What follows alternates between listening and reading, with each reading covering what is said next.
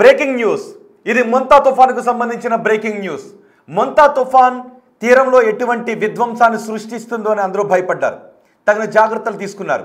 1977 దివిసీమ ఉప్పెన సమయంలో ఉన్న తుఫాన్, అలాగే ఒడిశాలో 99లో సంభవించిన తుఫాన్, 96లో తూర్పుగోదావరి ఉమ్మడి తూర్పుగోదావరి జిల్లాలో భైరవపాలెంలో సంభవించిన తుఫాన్, ఇవన్నీ కూడా కళ్ళ ముందు కదిలాయి. నిజానికి సముద్రంలో ఉన్నప్పుడు ఈ తుఫాను కూడా అలాగే బలపడుతోంది అని అనుకున్నారు. కానీ క్రమక్రమంగా అనుకున్న స్థాయిలో ఈ మొంతా తుఫాను ప్రభావాన్ని చూపించలేదు. విధ్వంసాన్ని కొంతమేర సృష్టించింది, కొంతమేర నష్టాన్ని కలిగించింది. అక్కడక్కడ కొన్ని ఇల్లు కూలిపోయాయి, కొన్ని ఆస్తులు ధ్వంసమయ్యాయి, కొంతమంది చెట్లు కూలి. మామిడి కూతురు మండలం మాకనపాలెంలో ఒక మహిళ కూడా చనిపోయింది. తాటి చెట్టు కూలి ఒక మహిళ కూడా చనిపోయింది. కానీ అనుకున్న స్థాయిలో పెద్ద విధ్వంసాన్ని సృష్టిస్తుంది అనుకున్న ఈ తుఫాన్ తక్కువ విధ్వంసాన్ని మాత్రమే సృష్టించింది. ఒక స్థాయిలో అసలు ఎటు కదులుతోంది, ఎక్కడ తీరం దాటుతోంది అన్న విషయంపై కూడా కొంత క్లారిటీ రాని సందర్భం కూడా ఉంది. మీకు తెలుసా మొంతా తుఫాన్ ఎందుకు బలహీనపడిందో, మొంతా తుఫాన్ అనుకున్న స్థాయిలో ఎందుకు విధ్వంసాన్ని సృష్టించలేకపోయిందో మీకు తెలుసా? నేను ఆ విషయాన్ని ఇప్పుడు మీకు స్పష్టంగా చెప్పబోతున్నాను. అని నేను అడుగుతున్నాను, మీ ఏరియాలో మీ ఇంటి చుట్టుపక్కల తుఫాను ప్రభావం ఎలా ఉంది? మీ ఇంటి చుట్టుపక్కల ఏమన్నా చెట్లు కూలిపోయాయా? మీరు కమెంట్ బాక్స్లో తెలియచేయండి. మీ చుట్టుపక్కల మీరున్న ఏరియాలో, మీరున్న జిల్లాలో తుఫాను ప్రభావం ఉందా? ఎక్కువగా ఉందా, తక్కువగా ఉందా? కమెంట్ బాక్స్లో తెలియచేయండి. అందుకని మేము ఓటింగ్ కూడా అడిగాము, తుఫాను ప్రభావం ఏ విధంగా ఉంది అని. మీరు ఓటింగ్లో కూడా పాల్గొండి. మీరు ఎక్కడి నుంచి కమెంట్ చేస్తున్నారో ఆ కమెంట్ను కూడా తెలియచేయండి.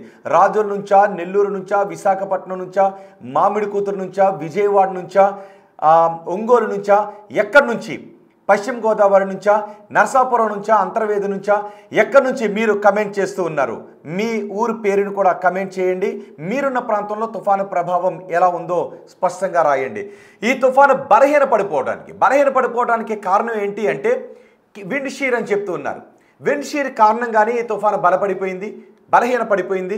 మనం అనుకున్న స్థాయిలో, మనం భయపడిన స్థాయిలో ప్రభావాన్ని చూపించకపోవడానికి కారణమని నేను మీకు కొన్ని చిత్రాల్లో చాలా స్పష్టంగా చూపిస్తున్నాను. విండ్ షీర్ అంటే ఏంటి, ఎందుకు ఈ మొంతా తుఫాను భయపడిన స్థాయిలో ప్రభావాన్ని చూపించలేదు? ఒక రకంగా అదృష్టం అని చెప్పుకోవాలి. ఎందుకంటే ఇలాంటి ప్రకృతి విపత్తులను, బలమైన తుఫాన్లను మన చేతులతో ఆపలేం.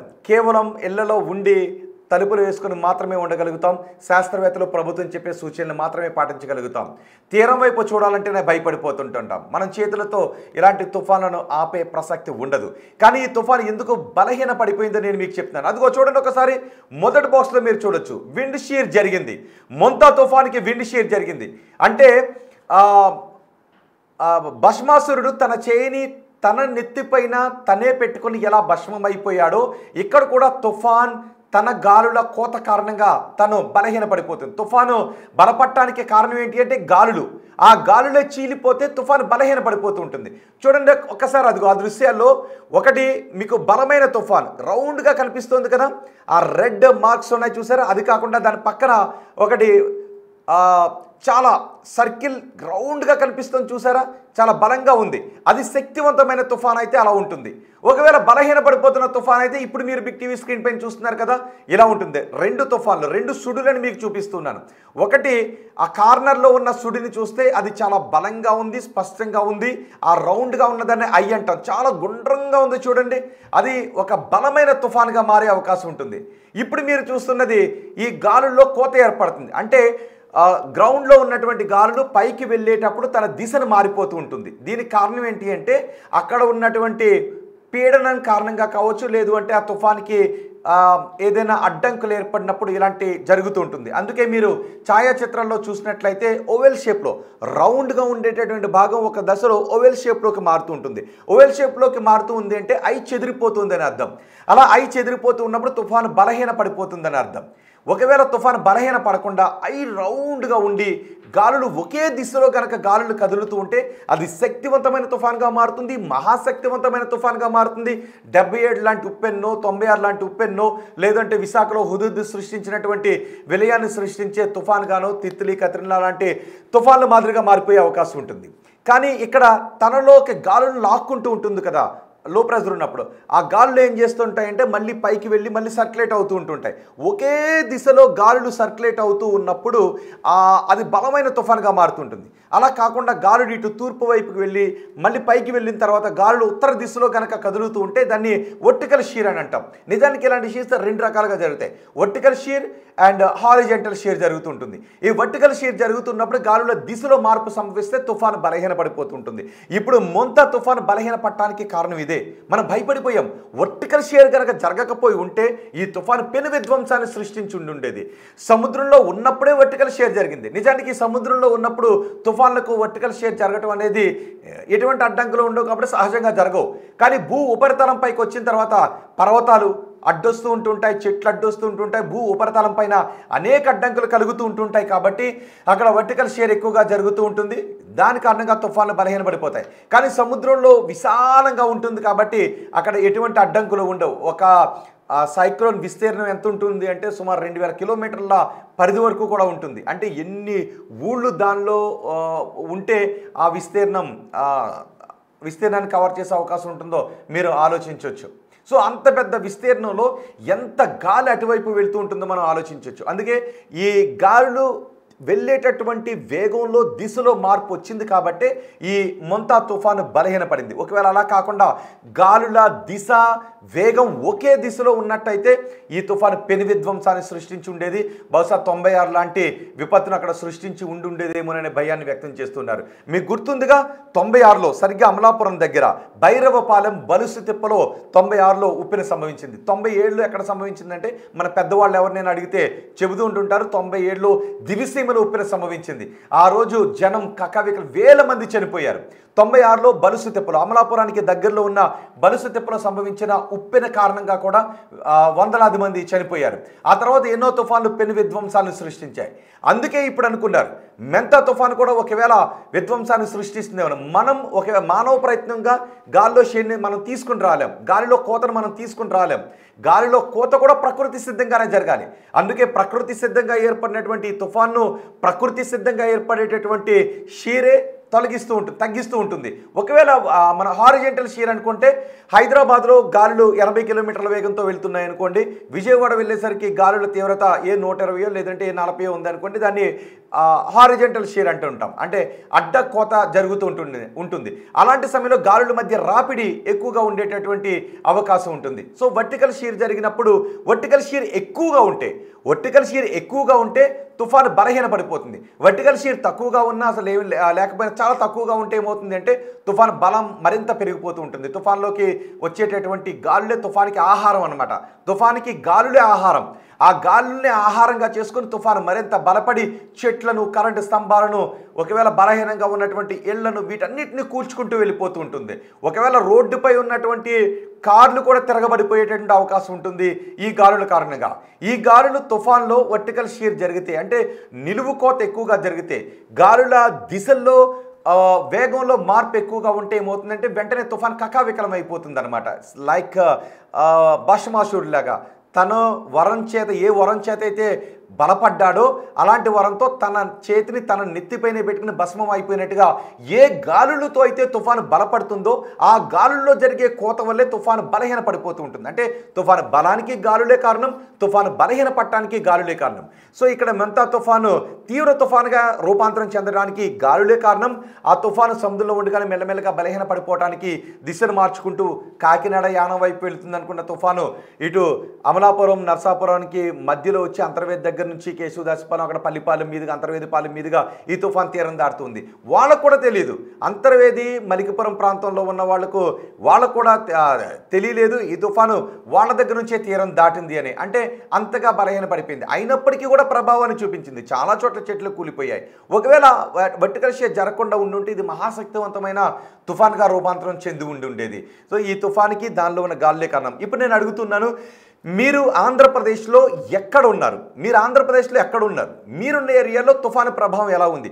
మరీ ముఖ్యంగా ఒకవేళ అంతర్వేది, అమలాపురం పరిసర ప్రాంతాలు, నరసాపురం, భీమవరం పరిసర ప్రాంతాల్లో ఉంటే తుఫాన్ ఎఫెక్ట్ ఏమన్నా ఉందా? నేను తీరాన్ని దాటేటప్పుడు 8:30 నుంచి 11 గంటల వరకు ఎటువంటి ప్రభావం ఉంది? ఆ తర్వాత ఈరోజు ఉదయం ఇంకా వర్షం పడుతూ ఉందా? తుఫాను ప్రభావాన్ని మీరు స్పష్టంగా చూసారా?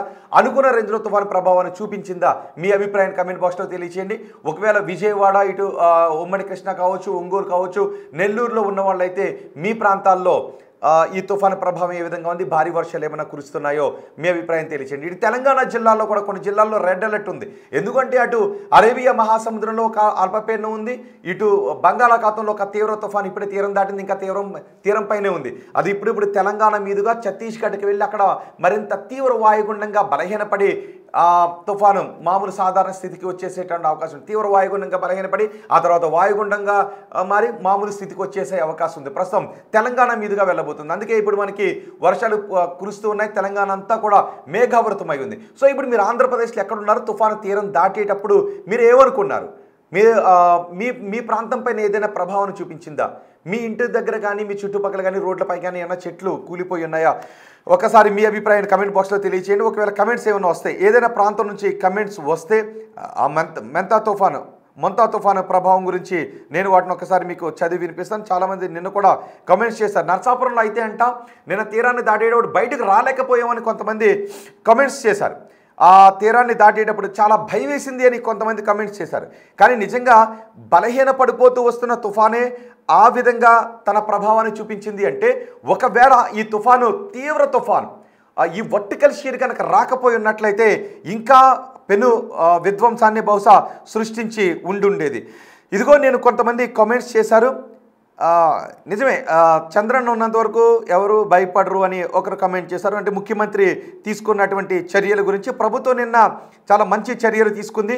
హెవీ రెయిన్ అని కామెంట్ చేశారు. పల్నాడు డిస్ట్రిక్ట్ నుంచి అంట, పల్నాడు డిస్ట్రిక్ట్లో హెవీ రెయిన్ ఉంది అని కామెంట్ చేశారు. అలాగే ప్రభుత్వం సీఎం సంకల్పం వల్ల విపత్తు ఓడిపోవాల్సిందంటూ కామెంట్ చేశారు. ప్రభుత్వం తీసుకున్నటువంటి చర్యలు నిజంగానే అప్రిషియేట్ చేయాలి. ప్రభుత్వం చాలా మంచి చర్యలు తీసుకుంది. ఎందుకంటే ఊహించలేం కదా, భయపెడుతున్నారు అని చాలామంది అనుకుంటారు. కానీ అది భయపెట్టడం కాదు, అప్రమత్త కావటం. అటు ఉప ముఖ్యమంత్రి పవన్ కళ్యాణ్, మంత్రి లోకేష్, ముఖ్యమంత్రి చంద్రబాబు నాయుడు, మిగిలిన మంత్రులందరూ కూడా మోహరించేశారు.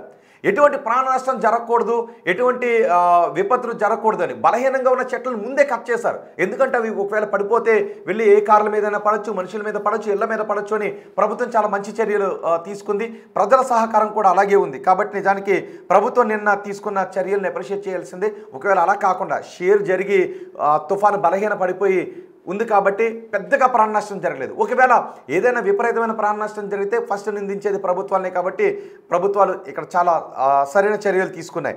వర్షాలు పడుతున్నాయని కామెంట్ చేస్తారు. గుంటూరులో వర్షాలు పడుతున్నాయంట. మరి భీమవరం, అమలాపురం, నరసాపురం ఆ ప్రాంతాల్లో తీరాన్ని తాకుతూ ఉన్నప్పుడు, తీరాన్ని దాటుతూ ఉన్నప్పుడు మీరు ఏమనుకున్నారు? అసలు మీ లైఫ్లో చూసిన పెను తుఫాన్ ఏంటి? మీరు అత్యధికంగా భయపడిపోయిన పెను తుఫాన్ ఏంటి?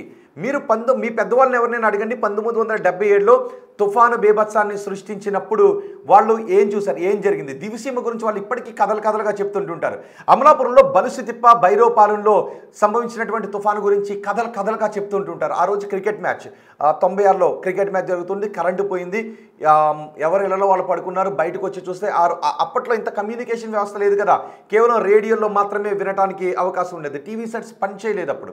సో రేడియోలో మాత్రమే తుఫాన్ సమాచారాన్ని తెలుసుకున్నారు. బయటకు వచ్చి చూస్తే సుడులు తిరుగుతున్న గాలులు, చెట్లు ఊగిపోతున్న సందర్భం కనిపించింది. కట్ చేసి తెల్లారిన తర్వాత చూస్తే 1996లో మొత్తం కోనసీమలో కొబ్బరి చెట్లన్నీ పడిపోయాయి. అందుకే ఇప్పటికీ తుఫాన్ అంటే కోనసీమ వాసులు భయపడిపోతూ ఉంటుంటారు. సో నిన్న కూడా అలాంటి భయాన్ని కోనసీమ వాసులు వ్యక్తం చేశారు. కానీ ఈ విండ్ షీర్ వల్ల, అంటే విండ్లో ఉన్నటువంటి నిలువు కోత ఎక్కువగా ఉండటం కారణంగా తుఫాన్ ఓవెల్ షేప్లోకి వచ్చింది. ఓవెల్ షేప్లోకి వచ్చి తుఫాను బలహీనపడి తీరం దాటింది. సో ఎటువంటి ప్రాణ నష్టం జరగలేదు, అనుకున్న స్థాయిలో నష్టం జరగలేదు. కానీ అయినప్పటికీ కూడా దాని ప్రభావం చూపించింది. ఎక్కడికక్కడ వాగులు వంకలు పొంగి పొల్లిపోయాయి. భారీ వర్షం కురిసింది, విస్తారమైన వర్షాలు కురిశాయి. అదిగో చూడండి, కొన్ని చోట్ల బోట్లు కొట్టుకుని వెళ్ళిపోయాయి, కొన్ని చోట్ల రోడ్లు నిండిపోయాయి. వాగులు వంకలు భారీగా ప్రవహిస్తూ ఉండటంతో వాహనాలు అందులో చిక్కుకున్న పరిస్థితి కూడా ఉంది. అంతేకాదు సముద్రంలో చిక్కుకున్న సుమారు 600 మంది జాలర్లను ఒడిశాలో రక్షించినటువంటి సందర్భం కూడా ఉంది. సో ఇప్పుడు ఆంధ్రప్రదేశ్, తెలంగాణలో మీరు ఎక్కడి నుంచి చూస్తూ ఉన్నారు. మీరు ఎక్కడున్నారు, మీరున్న ప్రదేశంలో భారీ వర్షం ఏ విధంగా ఉందో, వర్ష ప్రభావం ఏ విధంగా ఉంది, ఈ మొంతా తుఫాను ప్రభావం ఏ విధంగా ఉందో మీరు కమెంట్ బాక్స్లో తెలియచేయండి. అంతేకాదు ఒకవేళ నిజంగా ఎవరికైనా ఏదైనా అత్యవసర సాయం అందాల్సినటువంటి అవసరంలో ఉన్నట్లయితే ఆ సమాచారాన్ని కూడా తెలియచేయండి. బహుశా అలాంటి మెసేజ్లు ఏమైనా వస్తే మేము దాన్ని ప్రభుత్వ దృష్టికి తీసుకెళ్లే అవకాశం ఉంటుంది, తీసుకొని వెళ్తాం. ప్రస్తుతం పల్నాడులో భారీ వర్షాలు కురుస్తున్నాయని అంటున్నారు, గుంటూరులో కూడా వర్షాలు కురుస్తున్నాయి. సో మిగిలిన ప్రాంతాల్లో ఈ తుఫాను ప్రభావం ఎలా ఉందో కమెంట్ చేయండి. మొత్తానికి ఏది ఏమైనా బలపడినటువంటి తుఫాన్, తీవ్ర తుఫానుగా మారినటువంటి ఆ వాయుగుండం తనలోకి తీసుకుంటున్నటువంటి గాలుల కారణంగానే బలహీనపడిపోయింది. ఇది కూడా చాలా న్యాచురల్గా జరిగేటటువంటి ప్రక్రియ. తుఫాను ఏర్పడటాన్ని మనం ఏర్పరచలేం, తుఫాన్ని బలహీనపరచడం కూడా మనం ఏమీ చేయలేం. కేవలం మన జాగ్రత్తలు తీసుకోవడం మాత్రమే మనం చేయగలుగుతాం. సో ఇక్కడ కూడా తుఫాను తనంతట తాను ప్రకృతి సిద్ధంగా ఏర్పడిన ఈ తుఫాను తనంతట తానుగానే ప్రకృతి సిద్ధంగా ఏర్పడిన కోత వల్లే బలహీనపడిపోయింది.